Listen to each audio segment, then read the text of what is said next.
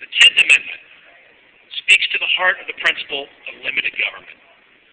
Article 1, Section 8 of the Constitution specifically lists or enumerates the powers of the federal government. They include a military, federal courts, etc.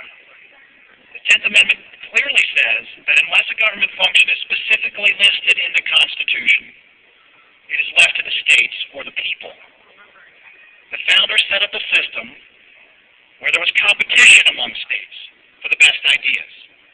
On any given topic, some states would perform well, some would pass stupid laws, and some would stay out of it, which is my particular favorite opinion.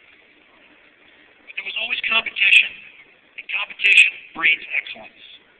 Yes, you would have a couple bad apples, but these would soon reform under the pressure of that competition. It's better than focusing all of the power in Washington and having one huge rotten apple. The top-down centralized government model is a failure, just like it was in the Soviet Union. The 10th Amendment has been brushed aside. The federal government has slowly over the years become involved in education, finance, retirement savings, crime control, transportation, health care, the list goes on and on and on. The fact is, it's difficult to name one aspect of our lives the tentacles of bureaucracy do not reach.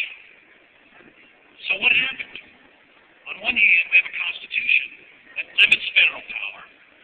On the other hand, we have, in reality, the exact opposite. Well, the erosion has mainly been predicated on Congress's power to regulate interstate commerce. This power was given to Congress so that one state could not tax another state. But since then, it has been interpreted to mean much, much more. We reject those rulings, and we believe they should be overturned. Even if someone could find a topic where the federal government should be involved, the onus is on them to amend the Constitution. Our founding fathers gave us the amendment process for a reason. It is simply wrong for them to take the easy way out, bypassing the legitimate hurdles of the amendment process, and simply purport the Constitution says something other than what it clearly states. Today, the Bill of Rights is 215 years young, and I say that for a reason. We who espouse the virtues of individual freedom, personal responsibility, and limited government have been accused of living in the past, or just wanting to take us back in time. Well, nothing could be further from the truth. It is exactly the opposite. Remember what I said about our long human history, and think of it in that context. Before the United States, there were kings, despots, and democracies, all of which violated people's rights, all of which violated their individual freedom. Now there are new types of oppression, communism, socialism, but it's the same thing. Some people enslaved to others. Government cannot solve our problems.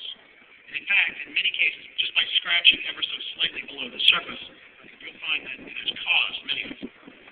But those who want big government solutions, the people who want big government solutions are the ones taking us backwards. Back to a time when people were subservient to the state or to other people. Abridging our freedom takes us backwards. Advancing liberty moves us forward. Now, at the risk of sounding partisan, it was the members of the two old political parties who completely ignored the plain English of the Constitution and the Bill of Rights, and passed laws getting the federal government involved in education, getting it involved in health care.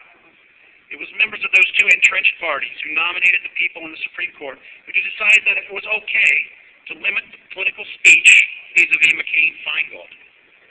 And it was the members of the two tired old parties who approved the nominations of the justices who perverted the meaning of the term public use so that government can take your home or your land. Ladies and gentlemen, as we on this day reflect on that which has been bestowed upon us, let us realize there are forces that wish to undermine that gift. The time to act is now. Like it or not, we must become politically involved.